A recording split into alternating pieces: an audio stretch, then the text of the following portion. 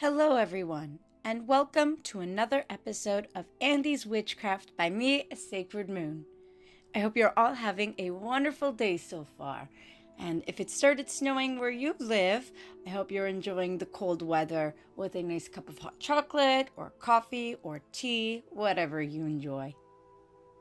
Today's episode, we are going to touch more on Buddhism, which I'm super excited about. Like you guys know, Buddhism is still a huge part of my practice, even witchy practice. Buddhist witches do exist. We are valid. We are here. And I'm super excited to talk about that.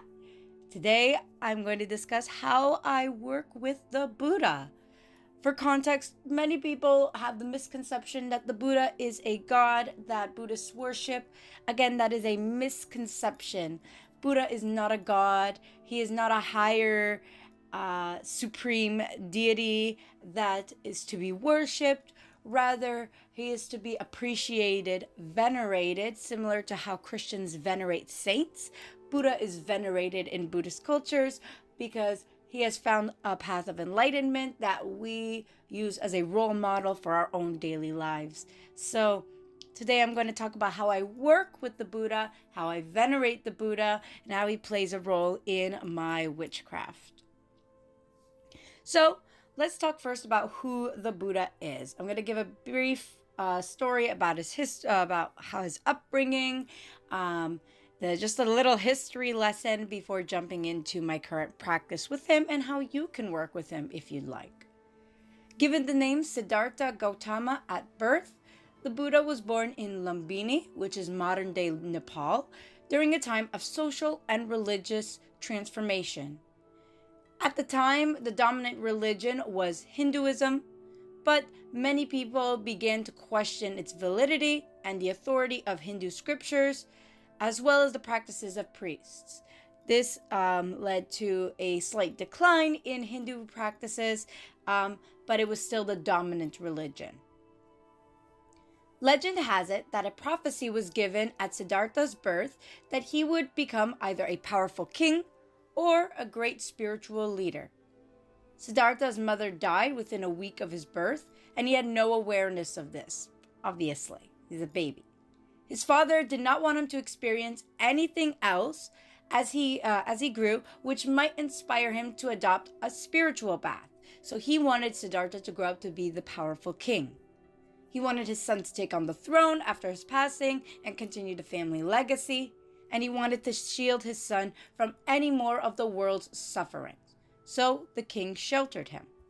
For the first 29 years of his life, Siddhartha was kept in the castle, not allowed to leave, and any wife options were brought to him. He lived among the luxuries of his palace. At the age of 16, Siddhartha married his wife Yasodhara, and together they had a son, Rahula, 13 years later. One day, Siddhartha felt a longing to see the world, and he slipped through his father's defenses. It was then that he saw what Buddhists refer to as the 4 signs.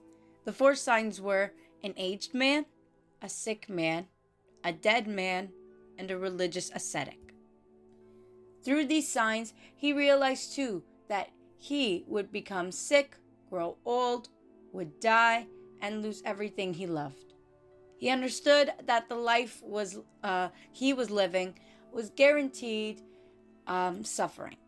And so he knew that all life was defined by suffering from want or loss. This new knowledge caused him a great amount of distress. But when he noticed the religious ascetic, he noticed that even though he was just as doomed as anyone else, the religious ascetic seemed at peace. Siddhartha asked him why he seemed so content, and the ascetic told him he was pursuing the path of spiritual reflection and detachment, recognizing the world and its trappings as illusion, and therefore he was unconcerned with loss. It was at this moment that Siddhartha decided to follow in the example of the religious ascetic and find his own path towards detachment. Siddhartha then decided to leave his wife and son to go on his quest for spiritual enlightenment. According to one account, his great departure took place on the very day that she gave birth. After his son was born, Siddhartha walked over to her bedroom to see them. He considered entering, longing to touch his newborn son, but he realized that if he did, she would wake up, and then he would no longer be able to leave. So he left without touching his son or saying goodbye to his wife. This outcome was obviously devastating, as Yasodhara woke up the next morning to the news of his departure. Now, there are obviously some critiques to this story, because how can someone go 29 years without knowing that people grow old, get sick, and die? For me, I think it's more symbolic or metaphorical. But also, I think that Siddhartha slowly learned over time that life has suffering. But he wanted to go outside, to the outside world, to see if anything was different. Maybe the suffering was just contained in the castle. But when he saw that it wasn't, he found that suffering happens to everyone, and that there was no escaping it, until he saw the religious ascetic. It's very obvious that his father didn't want him exposed to anything spirituality-wise, since his fear was that his son would become a spiritual leader. So Siddhartha's first time seeing a spiritual ascetic was probably when he left to see the castle, left the castle. So that's the first time he was exposed to spirituality, exposed to inner peace, and being okay with not being in control all the time.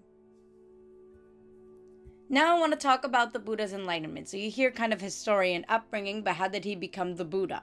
So the Buddha's enlightenment and preaching is what founded Buddhism in India at first in the 6th to 5th centuries BCE. When the Buddha experienced the 4 signs, he continued on to trying different teachers and disciplines because he wanted to figure out how to eliminate his own suffering. As a mindful wanderer, Gautama was invited by his teachers to join them as a leader of their community. He turned down the offer and set off to find his own path. Meditation was a valuable practice, but to him it was only a temporary refuge. There was something out there that would give deeper wisdom, a solution to show how to end human suffering, and he was not going to stop until he found it. Following the guidance of peers, Gautama became convinced that by turning away from all pleasure and embracing pain, one could root out the desire that holds a person in bondage of rebirth. He ended up starving himself nearly to death. Eventually, he realized that this was not leading to any insights. Giving in to suffering, how would that end suffering? It seemed very contradictory. It didn't make sense to him. So he decided again to start eating normally, and even though his companions accused him of being weak and giving up too easily, he knew he was doing the right thing for himself. Once again, he set out alone to find another way. One night, while he was seated under a tree, Gautama had a transformative experience. His inner explorations revealed suffering to be caused by 3 toxic emotional traits buried deep in the human psyche. When triggered by the pleasure-pain reflex, they emerge as unhealthy mental states that cause unskillful and harmful behavior. The 3 toxic emotional traits are greed, which is the craving to pursue, acquire, and hold on to anything that feels good. Hatred, the craving to resist, destroy, or push away anything that feels bad. Together, greed and hatred keep us discontented, always wanting our experience to be different than it is, never being grateful. Finally, delusion, which is a basic ignorance pervading all our perceptions and views, leading us to presume the world is more stable than it is, to assume gratification is more sustainable than it is, and to think of ourselves as more substantial than we actually are. That night, the Buddha extinguished his fires of greed, hatred, and delusion, and he became a person within whom they were fully quenched. This was called nirvana. As he described himself soon after awakening, he said, "All attachments have been severed. The heart's been led away from pain. Tranquil, one rests with utmost ease. The mind has found its way to peace. This is a description not of cosmological transcendence, but deep psychological healing. Siddhartha finally attained enlightenment through his own means, and he became known as the Buddha. The name Buddha means awakened or enlightened one. And the reason he is called the Buddha and not just Buddha is because there are actually many Buddhas in existence. Many individuals managed to follow in Siddhartha's path and reached true enlightenment and became reincarnated as Buddhas. Siddhartha is called the Buddha because he was the first Buddha, he was the founder of this spiritual path, and he was the one to show this way towards enlightenment. After he attained enlightenment, he decided to return to the palace. It was about 7 or 8 years after he abandoned his family. He went back home and took his son back to the forest with him to teach him the ways of being enlightened. And so the ways to be enlightened, we're talking about the Eightfold Path, the Four Noble Truths. You could, if you want to learn more about that, I have a podcast episode on it. I will link it below. It gives a big insight, great detail on the Eightfold Path that you could refer to. Now, I want to talk about the Buddha's death, what it was like, and, how he died, and what was his life like. So the Buddha is said to have died around the age of 80, between 486 and 483 BC in Kushinagar, and he was lying on a bed under 2 trees. Now, some say he died from food poisoning from contaminated pork, and others said he died from eating a poisonous mushroom. Regardless, it's believed that he was poisoned, some sort, and his last words were, "All this decay. A Buddha can only point the way. Become a lamp unto yourself, work out your salvation, strive on diligently. Growing old is the dharma of all composite things." So, he taught us that, again, he is only a light. It is up to us to hold that light and to use it to guide our path and to make decisions based on that path. He is not the one sole way, he was saying. You are the one sole way for yourself. And that's what really drew me towards Buddhism. The fact that everyone is right. I always believed that. I always believed there was no one true religion. There was no one true way to live. Only what works for me. And so Buddha really put that into words. And he was a guide. And so that's what really, again, drew me towards the spiritual path. Anyways, after he passed away, he was described as achieving Mahanirvana. This is called absolute spiritual emancipation. And the reason for this is because 3 months before his physical death, the Buddha was said to have been tempted by Mara, who was a demon of some sort, and Mara tried to divert the Buddha from eternal bliss, but once again, he failed. And Buddha was still enlightened and still was able to resist it. According to legend, the Buddha was cremated and giving a funeral usually reserved for kings at the time. And his disciples consoled themselves by saying, "Dharma is our support." So the Buddha's teachings really kept his life going and really helped them through their grief and helped them continue on to their lives. His remains and possessions were divided up among groups of followers, and they built memorials known as stupas, where where holy relics were entombed. Some of these stupas became important pilgrimage sites to this day. After the death of the Buddha, the Buddhist council was formed to turn the teachings of enlightenment of the Buddha into written scriptures. And so the rest is history, and that's on to today, where hundreds of thousands of people practice Buddhism, and it's wonderful. Now I kind of want to talk about how I became a Buddhist. And I've talked about this. I think I've talked about this on my Eightfold Path episode briefly, but I really want to talk about it into detail today because it was the Buddha who pushed me towards this. And so, like I said, I was always inspired by Buddhism and Buddhist teachings. The fact that no one true way, everyone has their own path. You're not you don't have to worship a higher power, a supreme being if you don't want to. I chose to, obviously, and that's Yahweh or the Abrahamic God. But you don't have to, and I really love that it gave me the choice. It gave me control of my own spiritual path. I first really learned about Buddhism through a university course. It was called Women in Religion, and it spoke about women's roles in different religions.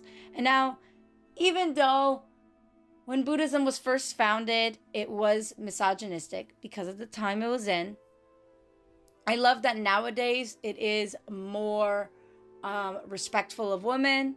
It is growing to be a more egalitarian feminist approach, like the true definition of feminist, where it means equality for women, not feminists in the sense of female being superior.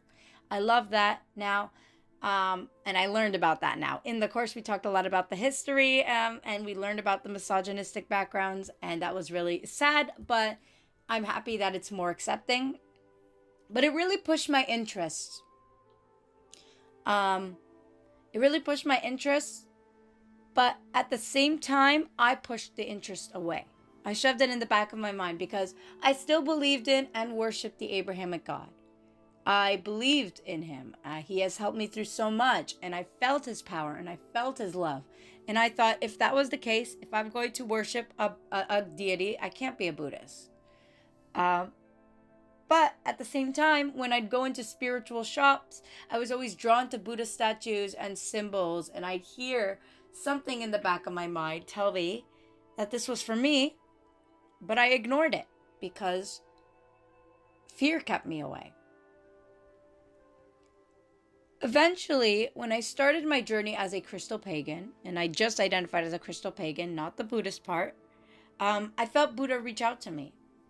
And I opened that kind of line of communication because I learned that you can work with a deity and not necessarily engage in that religion or spiritual practice. You can talk to a deity and get to know them without really... I could talk to Buddha and not be a Buddhist. And so I let him reach out to me. And he told me he wanted to work with me to eliminate my own suffering because I've been through a lot. And I said, okay, because again, you can work with a deity, but it doesn't mean you're worshiping them or following their religion. I work with Kali now, but I'm not a Hindu. And so I thought the same thing at the time with Buddha. But I figured it was right to learn about his history and learn more about him before jumping into our workings. And so I started doing research on Buddhism. And I once again became inspired by the teachings of the Buddha, the Eightfold Path, the Four Noble Truths, how at peace I felt, learning how to take control of our own actions, learning that we can control our thoughts and feelings, even when it seems impossible, that we can let go of what no longer serves us. How everything that hurt me in the past was because of an attachment that I could control. And I so wanted to control these things. Now, of course, I still have my attachments. I do have relationships, friendships, family that I love with all my heart. I'm a layperson Buddhist. I'm not a monk who has to let go of all attachments. And still, the Buddha said, you can be a layperson and have some attachments, but what matters is that you prepare yourselves. If those attachments, something happens and you lose them, do not let it change who you are. Do not let it change your path. Don't let it take you down a dark path. That's what I learned. So I found a way to spread positivity and light. And it was through the Eightfold Path and the Four Noble Truths and the Buddhist teachings and his stories and his quotes. Buddha helped me become more open-minded. He helped, even though I always knew that everyone's beliefs are valid, I did have internalized biases. We're all born with them. It could be internalized racism, internalized homophobia. We're all born with something ingrained in us, especially if it was taught to us for so many years. But the Buddha helped me get rid of these internalized biases, or at least address the ones that I noticed. Maybe I still have more that I haven't gotten rid of, but I haven't noticed any. The Buddha helped me bring these internalized biases to the surface and let them go. He really pushed that everyone's beliefs are valid, so long as they work towards eliminating sufferings for themselves and for others. It made me feel comfortable labeling myself as a crystal pagan Buddhist. A lot of people say I'm playing religion bingo. A lot of people say I cannot be a Buddhist and a Christian. You can't be a Buddhist witch. But what they don't realize is that these paths do not contradict each other. Buddha taught me that. Taught me that everyone is right because everyone's teaching towards love and acceptance. Yahweh supported it. I talked to Yahweh. We had extensive conversations, and he supports it. I'm thankful for them both because they work together to bring me closer towards enlightenment. Buddha helped me realize that I should use my magic, my witchcraft, my pagan path, to seek power within myself. In fact, anytime I've done a spell involving someone else, which was relationships, strengthening spells, friendship spells, it didn't end up great. It didn't. And I realized it's because Buddha wanted me to learn that I should use magic for my own betterment, like self-love, self-esteem, mindfulness, protection, anti-anxiety. Don't involve others.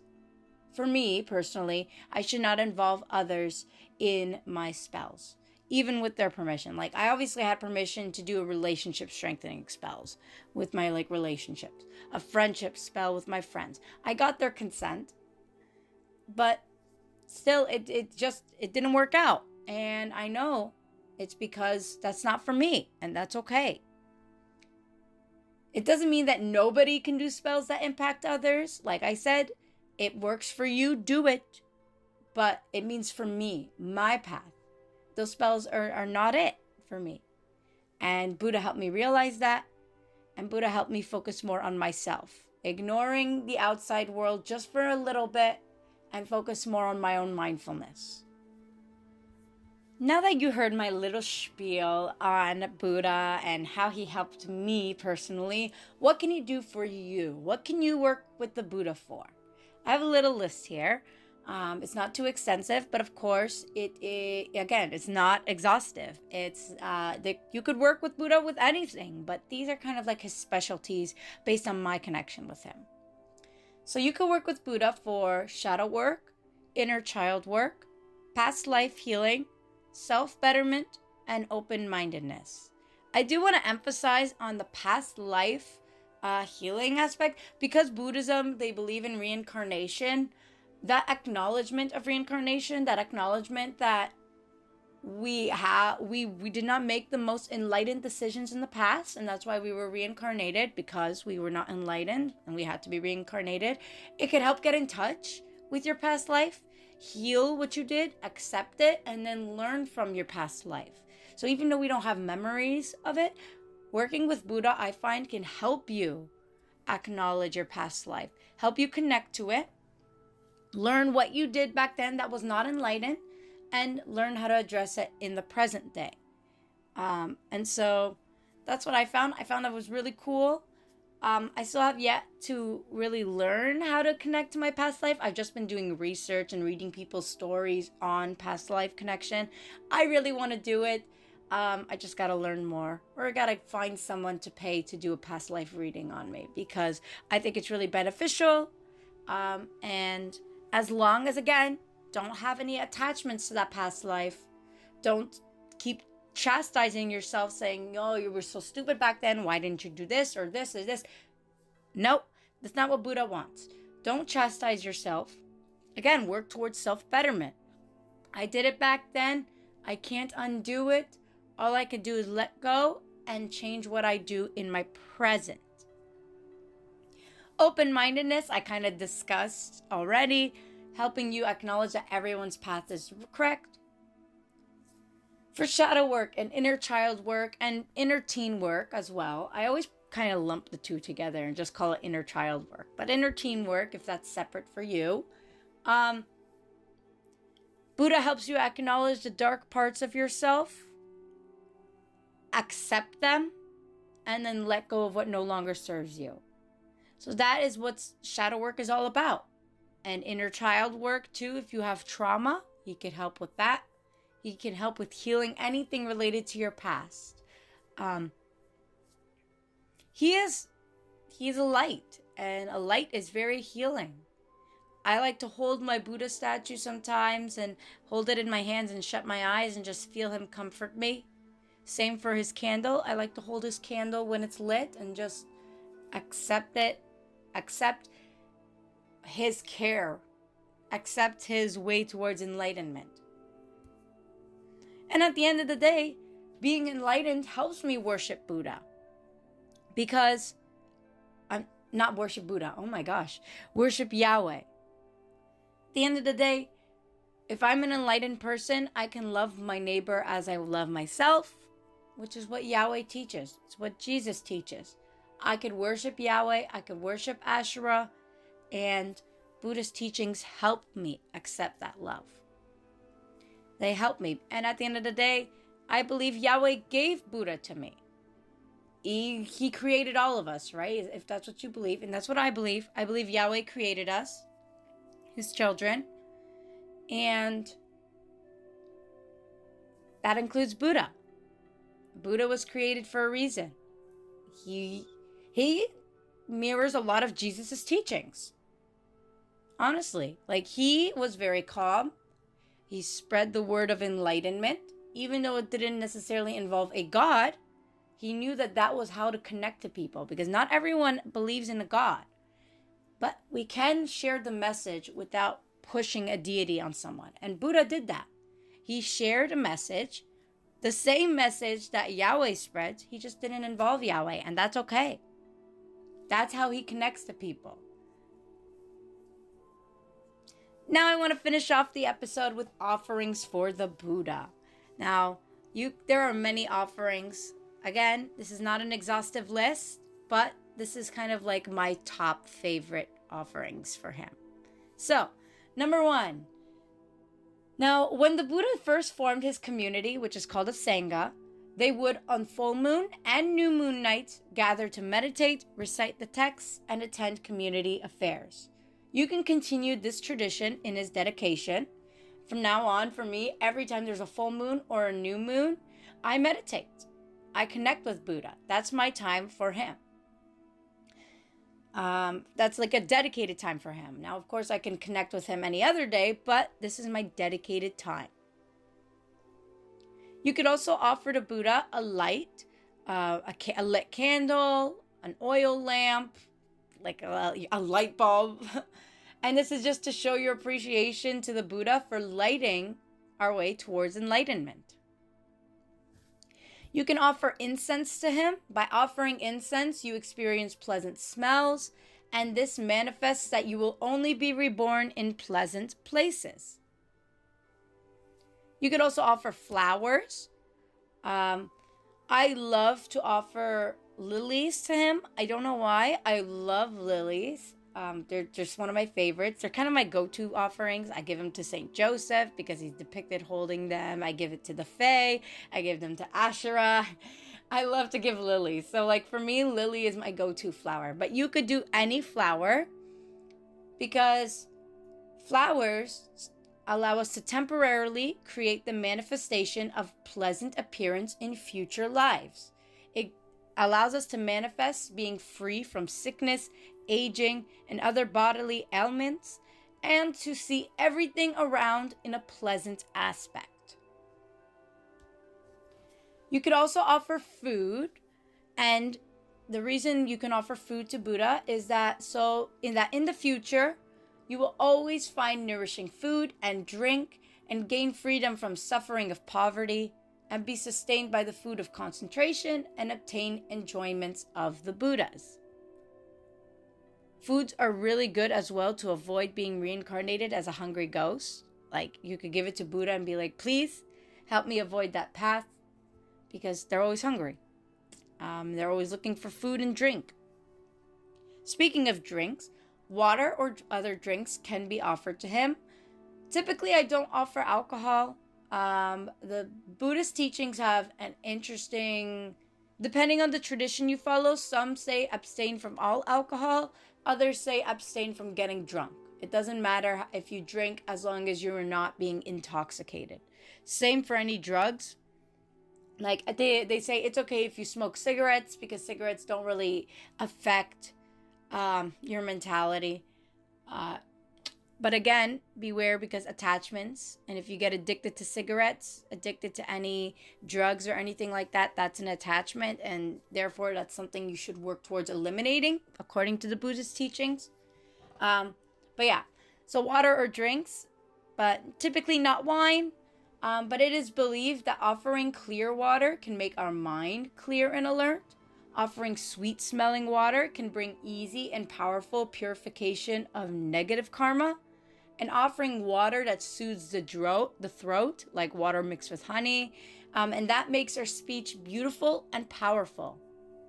Now, if you can't find water that has these qualities, let's say you don't have access to clean water, you can imagine that you're offering that type of water. So you could get like dirty beach water and just picture that you're offering clean water, or picturing Buddha cleaning the water to make it clear. And it still has the equal benefits. So water in general is a great offering. Finally, music. This is my go-to offering for everything. All the deities I work with have their own playlists. Love it. Me and a witchy friend of mine consider ourselves music witches, and I love that. Ever since she told me about consider labeling herself a music witch, I was like, yes, that's me. I'm a music witch. Love it. By offering music, you can manifest that only hearing pleasant sounds in the future, especially the sound of Dharma, and never hearing unpleasant sounds like bad news. And so this can allow you to find peace in the future, and offering it to Buddha can manifest it. That is all I have for this podcast episode. Thank you so much for sticking around. I really appreciate it. If you're listening on YouTube, give it a like, a comment, and a subscribe. And if you're listening to this on Spotify, give it a follow if you want more episodes. You could also follow me on social media for updates and just seeing more posts on my path and my craft. All my social media links are below in the link tree. I also have a Discord server. If you want to join a community of witches of all sorts of paths, I highly recommend you join us, because we're just welcoming. We'll accept you no matter what. We all have our own craft, and we're just here to share it in a positive environment. So come join us. That link will also be below in the link tree. Every 100 members, we're also opening contests. So when we hit 200 members, we're going to open another contest with some great prizes and stuff. So you should totally join to help us get that contest started. Finally, if you have a video idea, if you want me to make a podcast episode on a topic of interest to you, go in the link tree, click video idea, fill that Google form, and give me some video ideas. I would love to make episodes based on your interests. That's about it for this episode. Thanks again for listening to all that. Blessed be everyone. Have a wonderful day, week, month, and year.